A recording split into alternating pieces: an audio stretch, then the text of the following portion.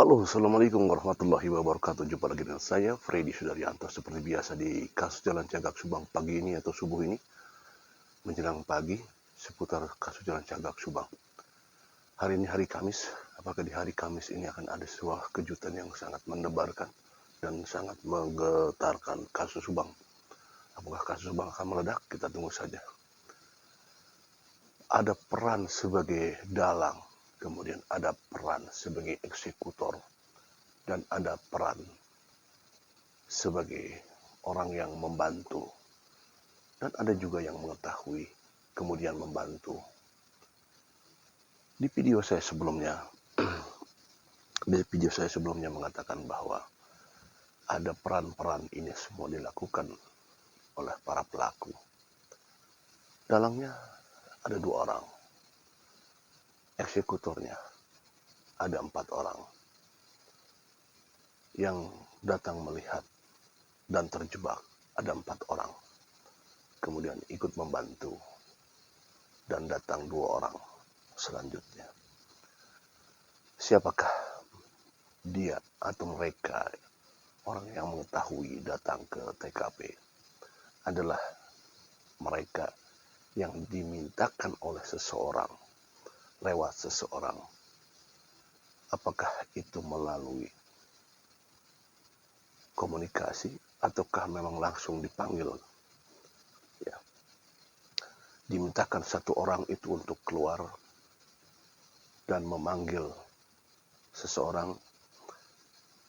Kalau kita lagi diam di rumah, katakanlah kita lagi diam di rumah, kemudian di rumah itu adalah sekumpulan keluarga, ada bapak, ada suami, ada istri, kemudian ada anak-anak.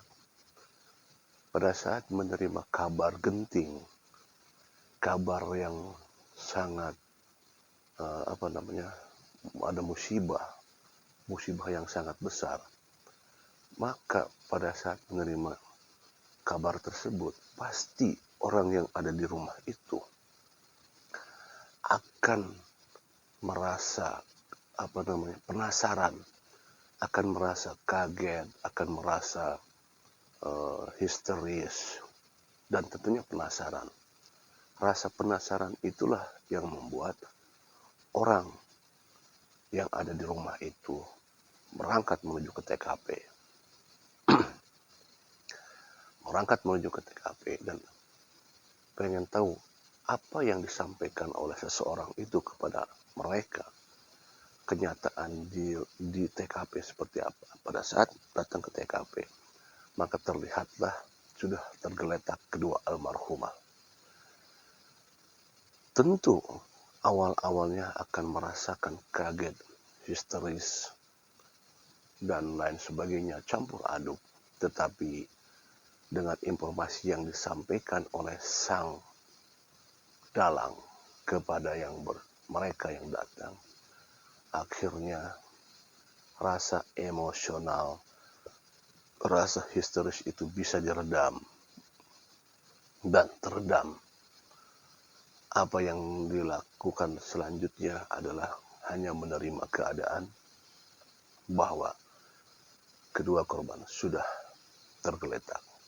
Apa selanjutnya yang dilakukan pada saat itu adalah menerima kenyataan tragis ini, dan sampaikan kemarin kemungkinan ada rasa kemanusiaan yang timbul di mereka berempat yang hadir di sana. Ada perasaan kemanusiaan. Kemudian mungkin satu atau 2 orang berusaha untuk membersihkan kedua korban, yaitu dengan memandikan kedua korban. Atas dasar kemanusiaan, karena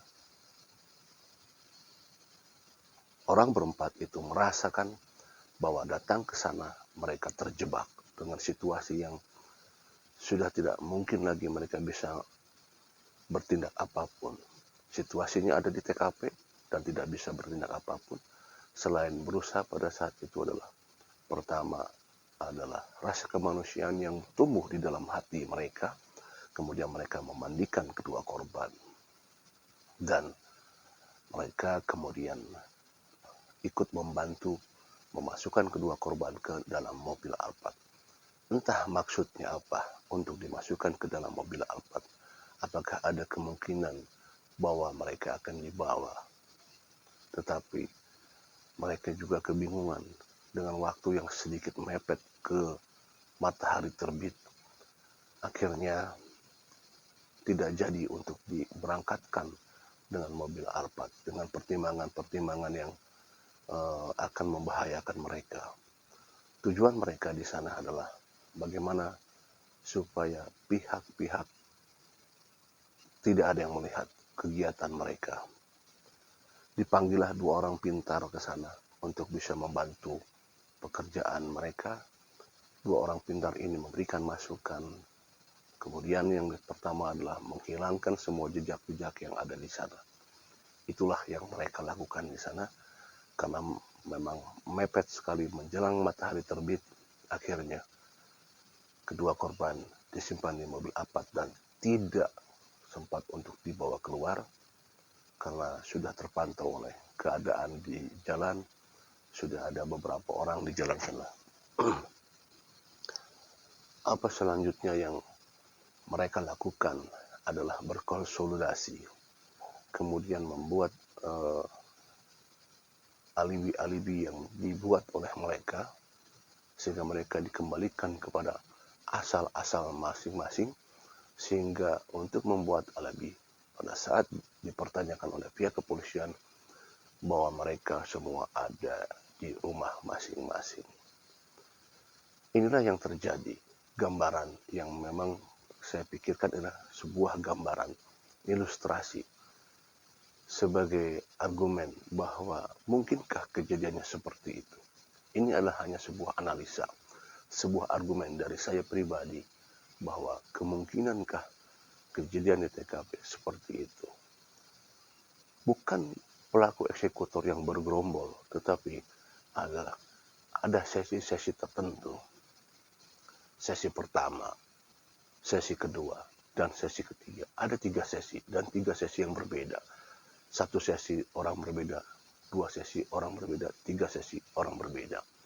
Masing-masing mempunyai fungsi yang sangat berbeda. Inilah hanya cuplikan saja, sebuah gambaran apakah di TKP seperti itu adanya. Ada yang menarik pada saat seseorang mengatakan bahwa saya tidak melakukan. Itu diucapkan oleh seseorang yang memang punya keyakinan bahwa dia memang tidak melakukan eksekusi, tetapi dia ada di TKP.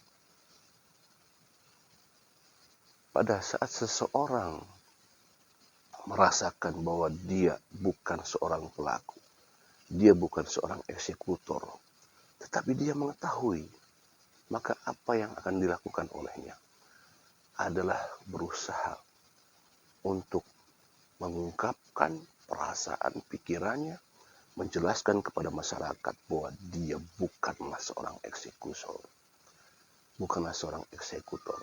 Itu yang akan dia lakukan. Karena dia melihat, bagaimanapun kalau seseorang melihat tapi dia tidak melakukan, maka dia akan berusaha untuk mengungkapkan, walau bagaimanapun dia akan merasa penasaran untuk selalu mengungkapkan bahwa dia bukan pelakunya. Tetapi dia tidak bisa mengatakan secara langsung bahwa dia bukan pelakunya, bahwa dia tahu siapa pelaku yang sebenarnya, bahwa dia tahu siapa dalangnya, dan dia tahu siapa eksekutornya, dan dia tahu siapa yang mengacak-ngacak TKP di malam itu atau di pagi itu. Tapi tidak daya dan upaya yang dia hanya bisa memendam rasa di dalam hatinya. Bagaimana ada kebingungan yang sangat luar biasa menggelayuti pikiran dia, sehingga dia bingung untuk melakukan apa. Dia hanya bisa mengungkapkan perasaan dia bahwa dia memang tidak bersalah, Tetapi bagaimana dikatakan tidak bersalah? Karena dia mengetahui. Alangkah baiknya kalau memang mengetahui, silakan katakan kepada pihak kepolisian. Karena berlama-lama Anda tidak mengatakan kepada pihak kepolisian, maka Anda sedang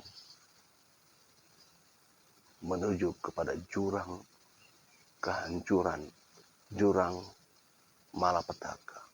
Tuhan Maha melihat, tahu siapa saja yang ada di TKP. Untuk itu, marilah silakan untuk bicarakan kepada pihak kepolisian.